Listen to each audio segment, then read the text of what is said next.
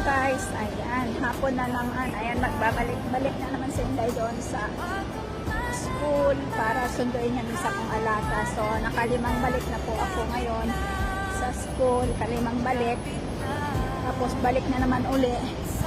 Sobrang nakakahingal. Sabi ni Madam Good for, ano daw, exercise daw yung paglalakad. So, sobrang layo, everyday mo gagawin.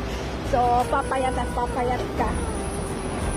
So, nakakapagod din. So, naisip-isip ko na ayan, soon makakapag-for good na ako. Ayan, nakakapagod din maglakad. So, sumasakit na yung paa ko sa kakalakad. Babalik-balik everyday 5 times. Ayan. Then, 20 minutes mo siyang lakarin. Babalik-balik. So, diba, nakakapagod. Tapos, mag-market ka pa, lahat-lahat. So, akin.